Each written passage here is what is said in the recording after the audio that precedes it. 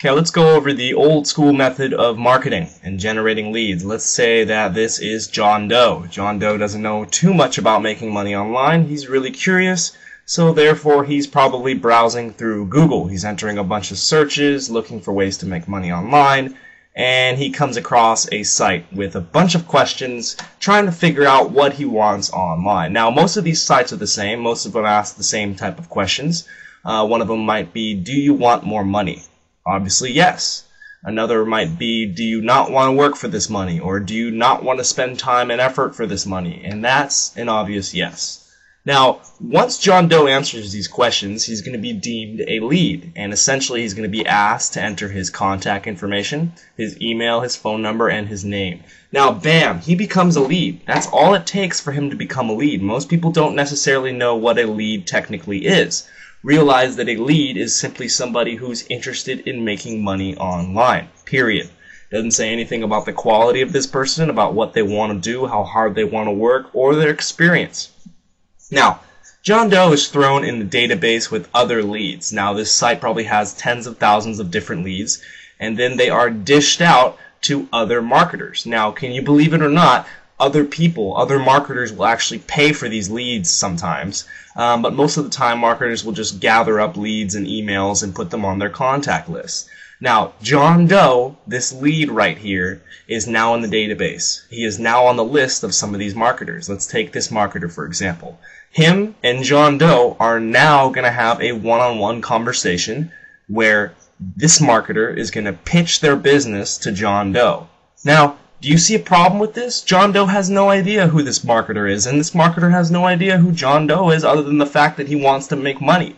It's ineffective, it's not personal, and it's very, very unlikely that they're going to form a relationship and join in business. John Doe is probably not going to join this marketer's system, and this marketer is probably not going to sway John Doe at all. It's ineffective, and it's the old school method of marketing online. It just doesn't work anymore.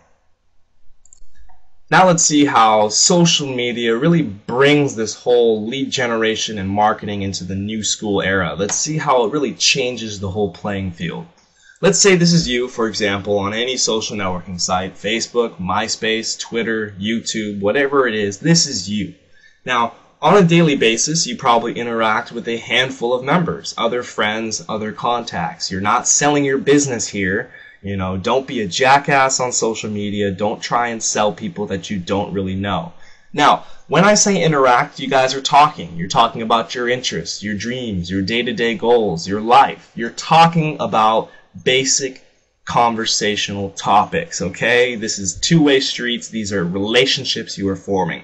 Now, let's say somebody along the way really likes what you have to offer. They're really interested in you, and they want to learn more about you. They might choose to take this relationship to the next level. Now, what they want to do essentially is head on over to your profile page on this social networking site. Here, they're going to see a little bit more about you. They're going to see a picture of you, and more importantly, a link to your personal blog. Now, should they choose, they're going to click that link. They're going to head on over to your blog, hopefully where you keep this stacked with useful information and personal resources. Now, they're going to do what I like to call the once-over. They're going to look at your blog, give it the once-over, and very quickly in their head, they're going to determine whether this blog suits their interests.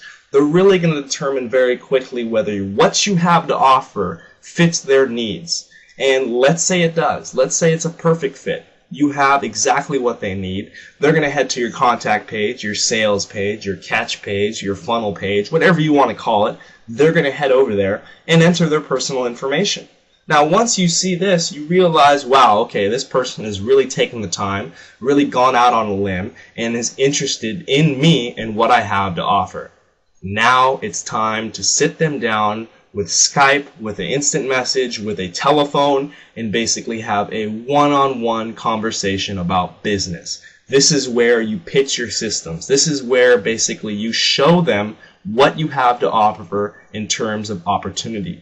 Now it's time to talk business. Now, think about this. What's more effective? The old school method where basically you're pitching your business to John Doe and John Doe has no idea who you are? Or this new school method where you're talking to a social media friend, somebody who has known you, somebody who has talked to you on a daily basis, and more importantly, somebody who has come to you for help, and you haven't hunted them down. Now decide what is more effective.